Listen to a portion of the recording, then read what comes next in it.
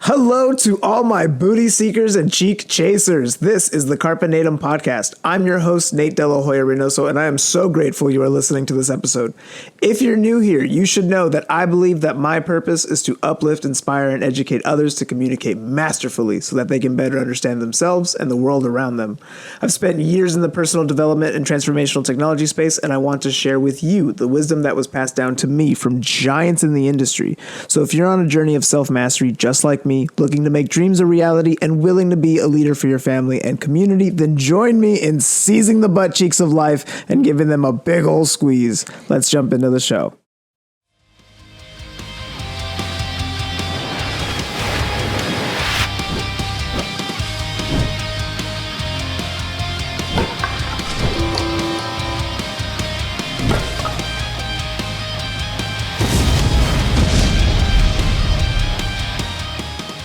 Welcome back, everyone, to another episode of the Carpe Natem Podcast. I'm your host, Nate Dello Hoya-Reynoso, and today with me, I have producer and artist SEVIIN, along with his brother, artist Lil Angel. They're coming from Temple, Texas. They're going to tell you a little bit about what they're doing right now in the scene, the moves they're making behind the scene, and a little bit about what they're doing with their art. Welcome, SEVIIN. How you doing? Doing all right, bro. How are you? Doing great, man. Thank you for being a guest on my podcast. Appreciate you. Appreciate the opportunity. So tell the people listening a little bit about who you are and what you and Lil Angel are doing right now. First and foremost, I'm a producer, but I take myself more as an artist. I look at rap as an art form. It's an art form that I grew up with. My dad put me on to like East Coast hip hop because he grew partly up in Jamaican Queens, up there with my grandma. And, he put me on to like rappers like Nas. Nas is like that lyricist to me. Like, I got Illmatic tatted on my arm, and I got lyrics on my side. Big inspiration for you. Big inspiration for me. How about you, Lil Angel? What inspired you to go into starting art and becoming a musician yourself? I always just liked art, period. Like, I like to draw. I was always the kid that was trying to dance and be in the spotlight and really just, like, I really just always liked art, but I used to beatbox, like when I was really young and when people used to beat on the table and stuff like that. Like back then, I started off beatboxing. I just got way more into music and I started, I performed when I was like, I want to say when I was in like the third grade. And then, and then from that moment, I kind of just started writing music. Do you remember your bars from third grade? Yeah, I know one of them was "School is Cool." I know one of them was that. Yeah, and from that point, I just started listening to a lot of good music. Like that's when Jay-Z and Pharrell was doing their thing, and I was listening to all that type of music. So I started really diving into hits.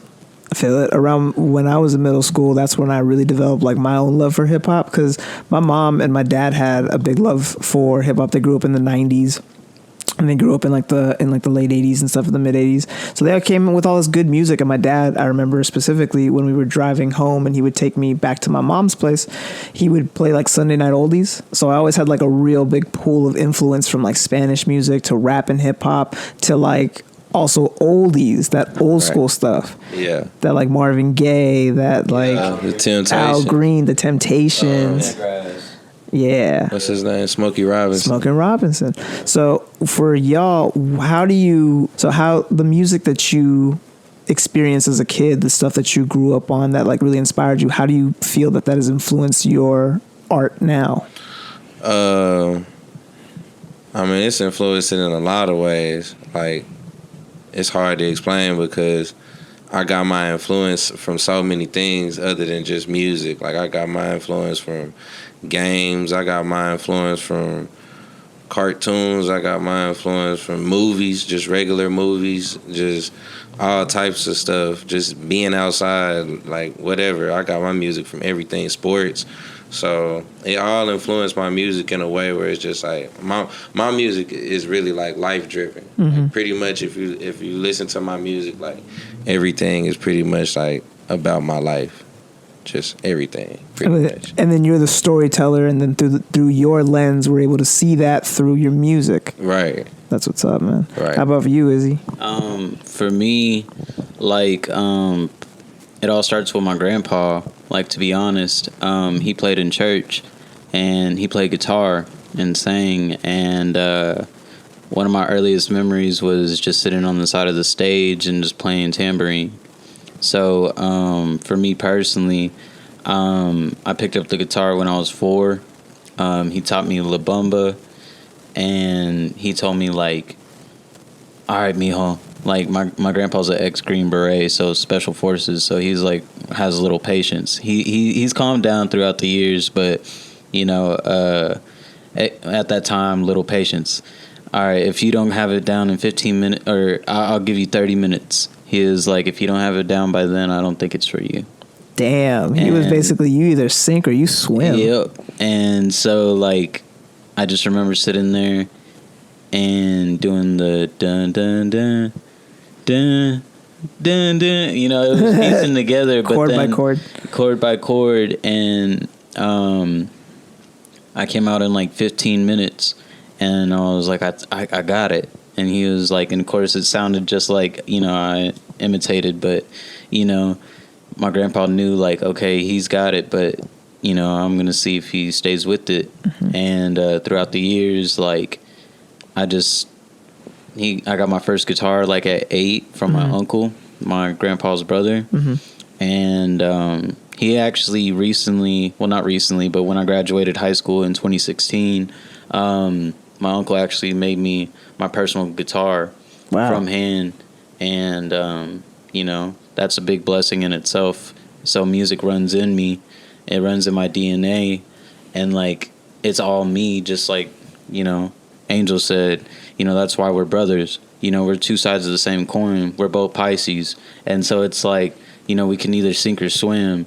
But if either one of us are sinking, we're going to pick the other one back up. Right. You're surrounding yourself with people that benefit you in a way that where you can benefit from them till you grow together. Exactly. So I feel like, and you can correct me if I'm wrong, but I've experienced this in like the metal community, because that's the art I used to be in. Mm-hmm. So in like the heavy metal community, in the comedy scene, and anywhere where there's basically artists, there's always this idea that it's like, if I clap for you, then there'll be less claps for me.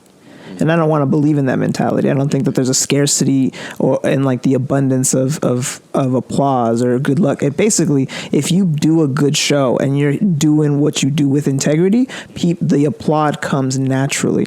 Right. Like if you got somebody on your team, really, even if it's somebody not on your team, like, in sports, they call it sportsmanship. Like, it really don't even matter. You just always supposed to big somebody up, whether they clap for you or not. Like, because you just gotta want the same thing that you would want for them for you.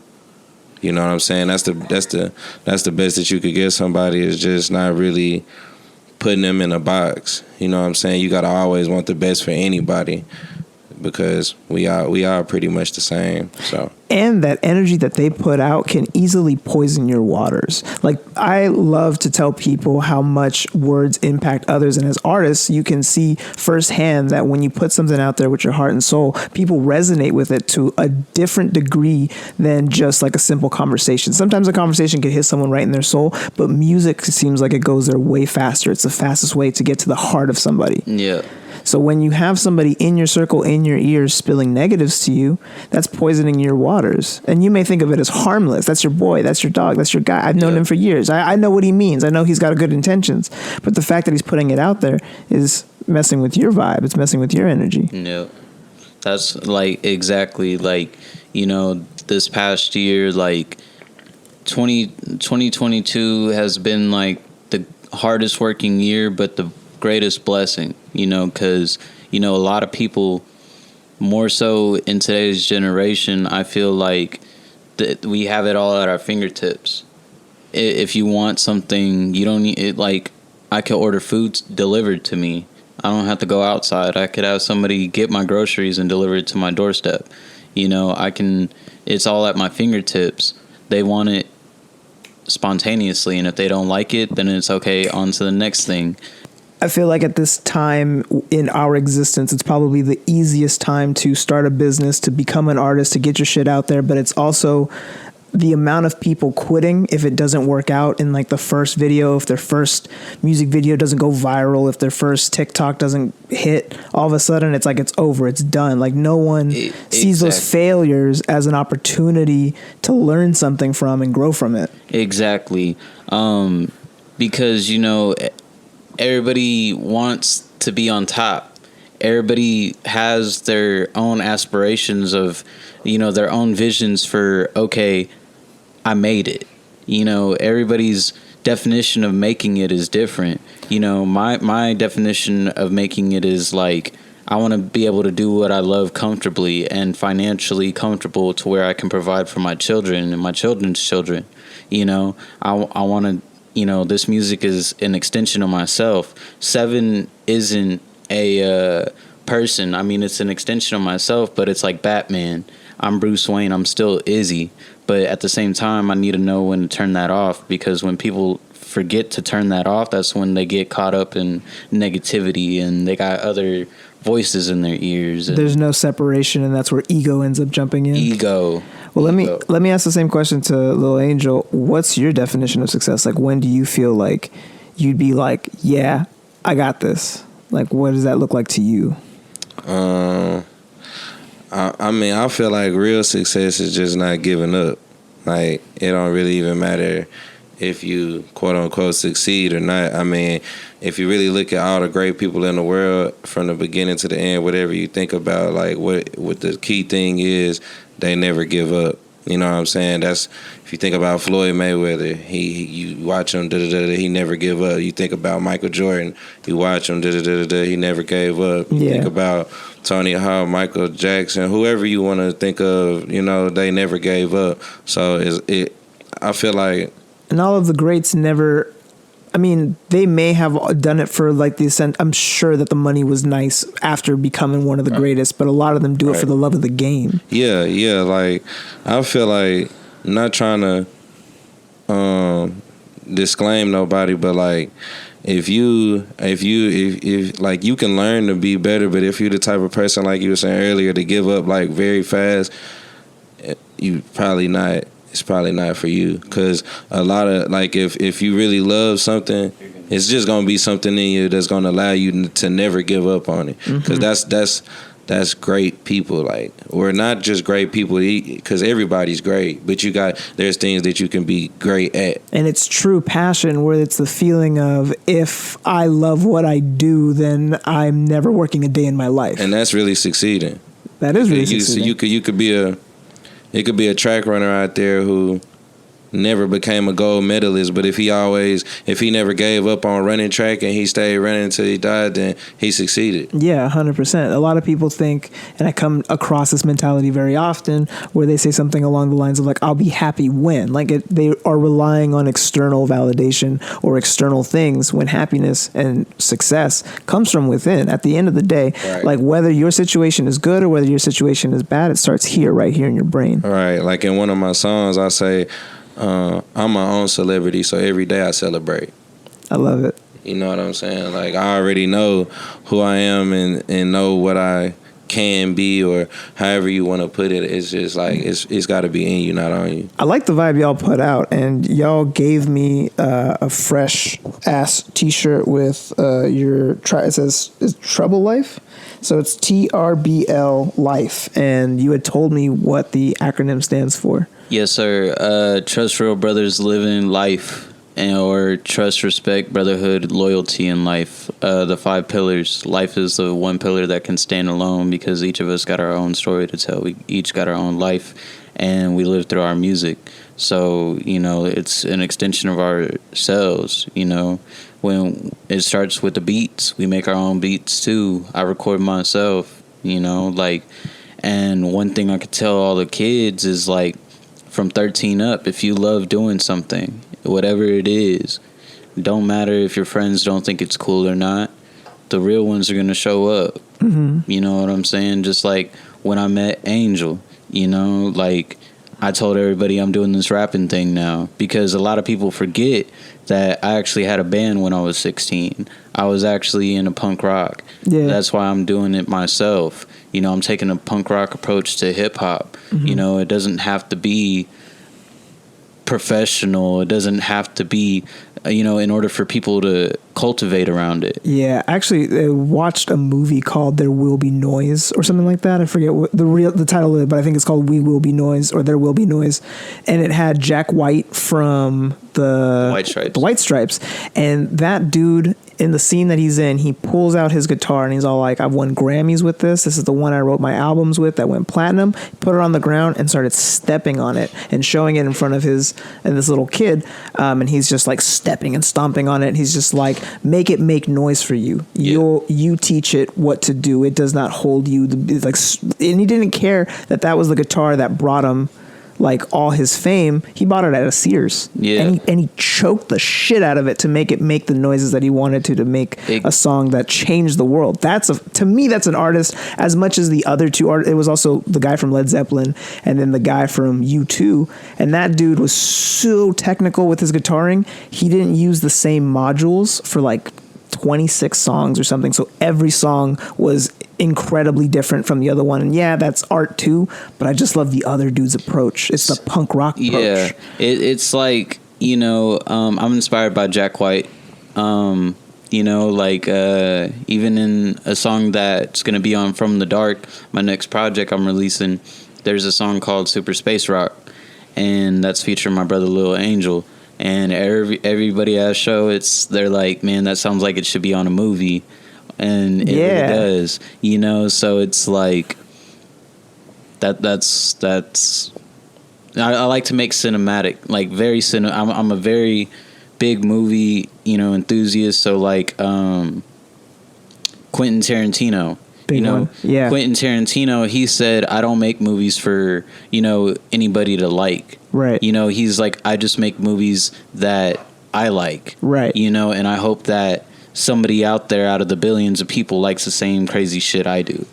And so that's the approach that I got with my music. You know, I know that I'm creating an avenue for me and my brothers to be different. We don't have to be on the same negative shit. Oh, my bad. No, go ahead.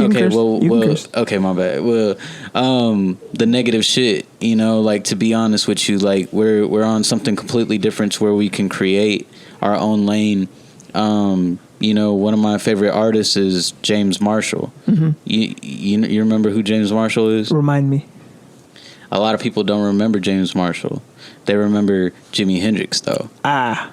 So, you know, in the United States, you know, Jimmy, you know, they remembered the Jimi Hendrix experience, but they don't remember Jimmy James and the Blue Flames. Mm-hmm. You know, so it's like every great artist has their beginning. Yeah, has a beginning.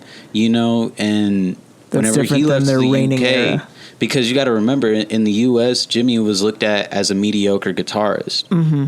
You know, he was criticized for being too flamboyant on stage and being so he was playing with Little Richard, and Little Richard got on his ass. Yeah, like you can't show me. The same way Bill Cosby got on Wanda Sykes for being too crude and being too, and then history played out, and we saw like who was right at the end. Exactly. But bringing up influences, I want to actually ask Lil Angel, because you had mentioned that it wasn't just music that inspired you, but cartoons and movies. Right. Which ones inspired you in your artistic, creative, how you do things now? As far as like movies, I just like movies, period. Like I like Sandlot and Hardball, a lot of older type of movies. Mm-hmm. I don't know, it could be any movie really. I'm just like, I don't know, it's just like in my head it's all like just a portrait of a bunch of different things. Mm-hmm. That's what life is anyway. But like as far as like cartoons, you know, I was always messing with stuff like Dragon Ball Z and you know, Sonic and even stuff like Ed, Edd and Eddy and SpongeBob and Family Guy, all the cartoons. But you know, they all have their own things that make you feel different types of ways. But my musical core talent comes from just like listening to music that my mom used to play, because she's a DJ and my dad's a DJ too, and my sister can sing, and I just happen to be like in the middle of all that. I just happen to be in the middle of all of it, and I used to like to dance a lot, so I just really like music a lot, but that's not really like my main. It's not even really my main thing. Like when I rap and stuff like that, it's not my main thing. I really like beats. You know, I really like instruments and sounds, but that's what makes my music so good. I think I can see that in both of your families. You guys come from like real musical backgrounds with like a lot of love in it. There's a lot of love around the love of music, the love of performing. So like, of course, y'all are the way you are. You're descendants of music. It's like it seems like it's encouraged, which is beautiful. Yeah. And then you end up having like a unique story from your perspective of what you've been through, that you can then spread to the future generations for betterment, for improvement, so that way they don't got to make the same mistakes that you went through. Exactly. You know, like I tell everybody, you know, your life is a movie. You know what I'm saying? Your life is a movie. You're the director. But remember, God is the producer of the film. So he's basically giving you free range. The world is yours. Exactly. You got to stop living your life like you're an NPC and act like a main character. You know, he said, you know, I lit the path, but I didn't tell you that, you know, there's obviously going to be obstacles. But it's up to you to find that strength in you to get out of that dark place. That's why I'm naming my next project From the Dark. You know what I'm saying? Because there's always going to be a light at the end of the tunnel, but it's up to you to start making them first steps. In the dark, you got to navigate your way through. And it's those struggles and those mistakes in those hard times that made you who you are today. Exactly. All your L's were lessons. Yes. Any specific L that you remember that led to something good in the end? Because I've had plenty of failures that turned into something after I continued forward. Like I took that L, came back stronger, and was able to conquer and dominate. A lot of L's, bro. A lot of L's. But you never gave up. I never gave up. No, you know, I couldn't give up. You know, a lot of times I really threatened myself with like giving up on music. My brother was there. You know what I'm saying? He's heard it from me. But that I'm not on that no more. This is what I'm meant to do. You know, so it's like, as much as I would give up music, I love it too much to stop. You know, this is really in me. My grandma even told me, like, you know, mijo, like, music was in you before you were even here. You know, God put that in you. So it's like, it's all me. So I can't stop it because I've tried to stop doing music. I really can't cope, to be honest. Like success, you know, I've gone through so much as far as like addiction, you know, coming up, it was like inspirations, like as far as seeing my fellow peers as artists, you know, Lil Peep, Juice WRLD, you know, struggle with their Mac battles. Miller. I'm actually coming up on 3 years without hitting the that old nose candy, and I'm telling you, it's been rough because like I've had dreams about it, or I wake up thinking that like I broke my sobriety, and I was like, whoa, that's insane. But I haven't, and it's you know, I needed a solid support system for that. I needed like a lot of things for me in order to stay clean, because there was a lot of times where when you're in your darkest times and your account's in the red and life isn't going good for you, there's something about it that almost feels comforting, but that comfort is a fake God. It's a fake idol. Yeah. Where you think that what you're getting from this quick fix will be what's going to solve all your problems. If anything, it just makes things worse. Exactly. Like, you know, a lot of people ask where SEVIIN comes from, you know, because before I went by Azrael Alexander. You know, it's a moniker of my real name because I didn't like who I was, like, as far as the name, you know, because I'm technically a third. And hey, me too. You know, so like, I didn't really have a good relationship with my dad. But, you know, me and him have come to terms. You know, we have a respect for each other. It's big brother, little brother, but, you know, that's still my pops. Right. You know, so we have a mutual respect for each other. But, you know, to become SEVIIN, it was like, you know, like I said, I struggled with addiction, depression, shit like that. And it's real important shit, man. I attempted, bro. So I attempted, but because of a bigger plan, a bigger reason, you're here. I'm here. Hell yeah. So, and, my YouTube playlist was playing at the same time, and I just remember going to sleep, and the Pixies was playing. And one of my favorite songs is Monkey Gone to Heaven. And it had reached the bridge section, and he says, if man is 5, then the devil is 6, and if the devil is 6, then God is 7. And I just remember going to sleep that night. And 7 is the godly number of completion, 7 days, 7 right. nights, 7 angels. So it's like, it's a symbol for hope that there's something different out there. Like I'm Batman and Temple is my Gotham. I'm putting together the Justice League. This is Flash, my brother Lil Angel. Mm-hmm. So it's like, and even my little cousin, OTMJ, I'm trying to bring him up as, my Robin and train him up to my Nightwing. Right. But he's got to be able to, I want to see that drive in him first. Right. Family or not, I want to see drive. I'm going to take hard work over talent. It sounds like in your darkest of times, it was your drive and your passion that helped you get out of it, as well as like your faith. Lil Angel, during your hardest times, what do you think got you through, the struggle? I don't know. I'm the type to embrace it. I be embracing the struggle. Like I really kind of like, it's crazy as it might sound like, and I can't tell you how many times in my life I done actually said like I like pain, but like I don't like it. I don't like it because it hurt. It's just sometimes like if you really understand like how life is, like it's like without pain it ain't no gain. So it's like you gotta learn to really like, you gotta understand that it's gonna be hurdles, it's gonna be stuff in your way. You kind of just gotta take it like it is what it is, and then once you really feel like that, life become a lot easier because you just start knowing that like, all right, it's just another problem, like it's gonna happen regardless. Isn't it interesting how when you adopt that mindset, the things that you go through don't seem as terrible as the same person who has to go through the same shit, but they're like, and then complaining the whole way. Yeah. After so long, like when you said earlier, like about the L's, like really, life is like an L. It's an L and a W. It's a gift and a curse. It's what you make it. It is. Like the whole thing is really just, it's all on you really at the end of the day. But it's hard. It's not easy, but it's on you. And it's the hardest truth to accept, that the world around you is created, and it starts with the way you think about the world around you. Because regardless of whatever you've been through, regardless of whatever I've been through, where I am right now is a byproduct, not only my effort, but what I told myself in my darkest times to continue moving till I got to the place that was better. Yep.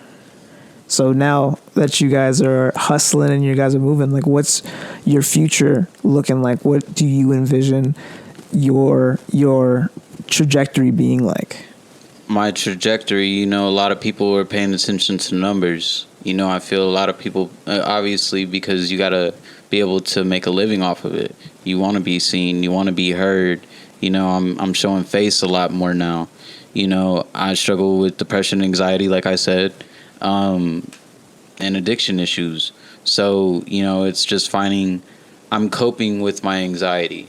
I'm learning to cope with it, not so much as, like you said, the man went up and there was that cobra. Mm-hmm. You know what I'm saying? Oh, and it's just so the story of the enlightened warrior. I got it real fast for those who don't know. There's a story of an enlightened warrior basically a man who was just to seek and find enlightenment, and they said it's at the top of a mountain, and the man journeys up the mountain, and right before he gets to the top, a cobra comes out and goes and like scares him. So he gets so scared he runs down the mountain. 10 years go by. He believes that he's stronger, he believes that he's better, he's more skilled. He goes up the mountain, and right before he gets to the top, the cobra comes out one more time and scares him. So he goes back down the mountain, and this happens over and over throughout his entire life. And one day, when he's an old man, he decides to go up the mountain. He says, whatever happens, happens. I'm just going to walk through. It doesn't matter if it kills me or not. I'm just going to do it. He gets to the top of the mountain. Cobra's there for him. Goes and never attacks him as he passes by. And it was never about killing the cobra. It was only about conquering your fear of it. And on the other side was the truth, that if it would have conquered it earlier, he would have been to the top. He would have seen the truth, and that the truth was the ability to become the best and to become the greatest was all within his mind. And it was the fear that made him stop. Exactly. And then, I'm learning to pass the cobra. You know what I'm saying? I'm 24. I looked at 2022 as the biggest lesson, the hardest working year. Just to give a backstory, like January 27th, I got fired from my job. My brother was there. He knows. Like, I went from making $18 an hour to $227 plus tips. You know what I'm saying? Rough. And then working 2 jobs at the same time. Like, I'm still doing that now. A lot of people are like, why do you let people talk shit? Why do you let people, just run their mouth? I'm like, bro, because while they're talking, I'm walking. Mm-hmm. Regardless of, I don't care, bro. Are you doing it? That's the thing. Like, right. Everybody's so quick to judge and criticize, but it's like, they're not the ones doing the work. They're not the ones doing the work. And then that's to circle back around. Everybody wants everything like that, instant. Spontaneous. Just because they're not willing to do the work to get to the top, everybody just wants to. Okay, if I invest into advertisement, advertisement is good. But I want to be out there to make connections with my artists. I want them to hear interviews. I want them to hear me. I want them to know, like, I'm just like you. Yeah. I'm just like we come from Temple. We're very hardworking. We work with our hands. I'm working as a machinist right now. I probably got a couple metal shavings in my hands as we speak. And then, I go and I clock in and I'm a cook for the last part of the day. Then I go home and I work on music. And then I go to sleep. I get about 4 hours of sleep. I work 7 days a week. You know what I'm saying? The only days that I really have off are whenever I'm doing this. Whenever I'm doing for not only myself, but me and my team, me and my brothers. But you're still doing the work that you need to put in to promote yourself, to put yourself out there. Exactly. Yeah. So the hustle never stops. The hustle never stops. I'm about to get into a place to where I'm going to be able to pay less for rent. Shout outs to my brother. You know what I'm saying? Yeah. One of my other brothers. Yeah, man. Well, you already know. For the artists, we'll end on this note. For like the artists that are coming up and the ones that want to start their passions and want to do something with their future, like what advice do you give to them? Because they are going to see struggle. They're going to see a lot of adversity on their way to wherever they think their success level is. Yes. So what advice do you have for them? And I want to hear this from both of you. Okay. So I don't know if Lil Angel want to go first, then you close out, but I would just give a message to not only the youth but to your past self, who is now living through your eyes, through your experience today? I don't know. It depends on like if you know what you really want. First, you got to know what you really want to do. I guess you always can have time, but if you already know what you want to do, just go hard at it and try to achieve what you can a little faster than you think you can, because you ain't gonna live forever. So at the end of the day, patience is a virtue, but being able to adapt to your problems is a lot easier.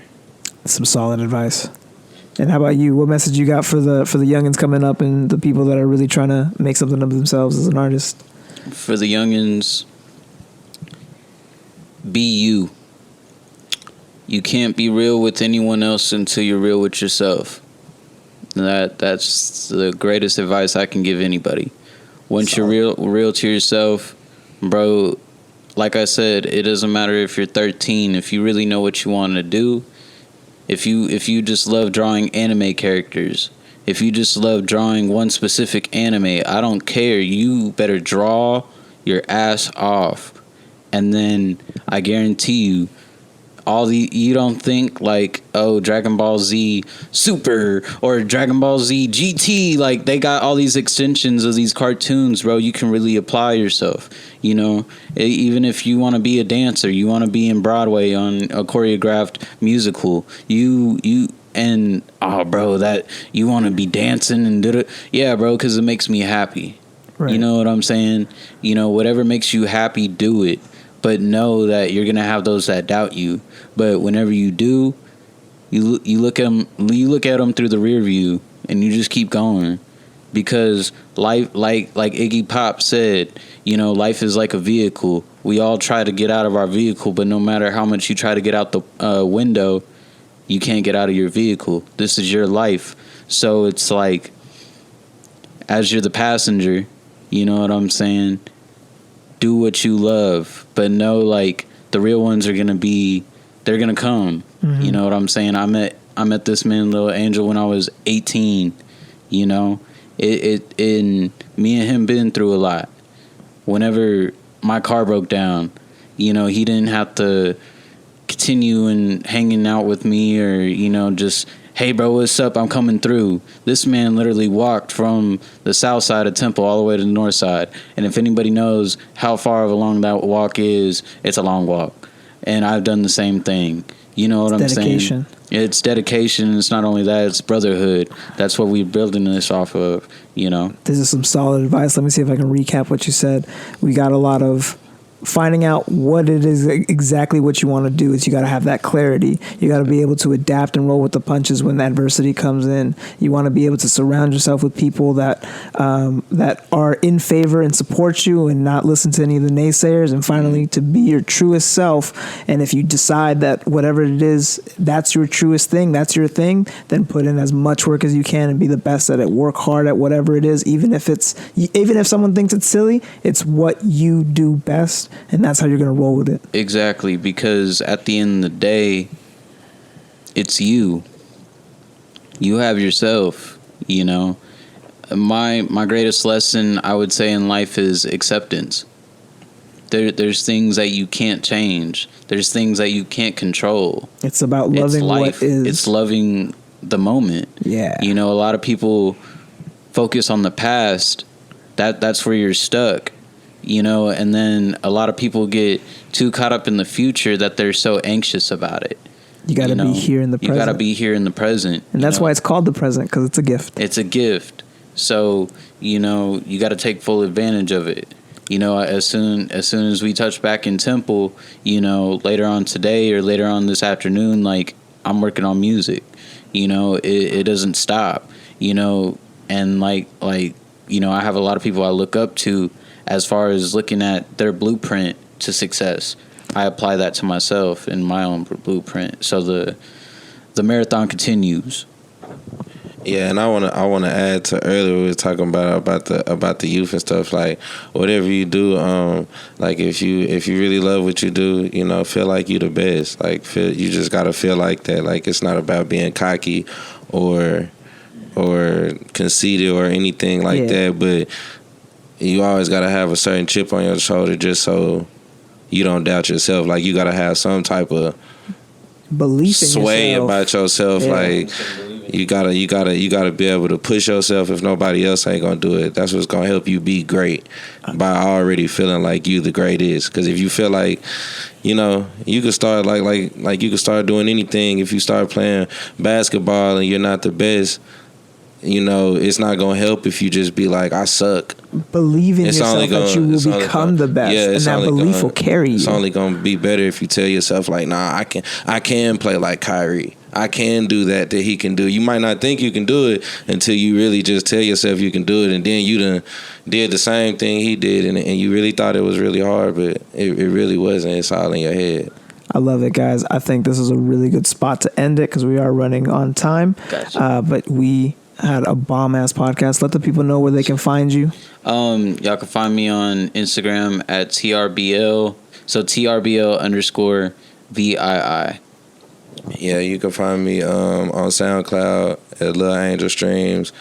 On a new YouTube account, I got some new music coming, Lil Angel, the topic. And you can find me on Instagram at Lil Angel BDRR. That's LILANGELBDRR. Awesome. Thank you all for being guests on this podcast. Yes, it was an absolute pleasure having both of you. And Yes, I can't wait to hear the new music popping off. Yes, Appreciate it. Thank you so much for listening to another episode of the Carpe Natem Podcast. If you loved this episode, please consider leaving a positive rating and review on Apple Music or iTunes. It takes 30 seconds for you, but for us, it helps spread positivity to more people during these chaotic times. It helps build a community, and it makes me smile from ear to ear. Speaking of community, we have a Facebook group at facebook.com/groups/Carpe Natem. Just answer the 3 questions to get access to some extra motivation and inspiration for your timeline. If you would like to support the podcast, screenshot this episode and share this to your story and tag me at Carpe Natem 114. That's going to be my handle across all platforms, including TikTok. So if you would like to give me a follow, I would genuinely appreciate it.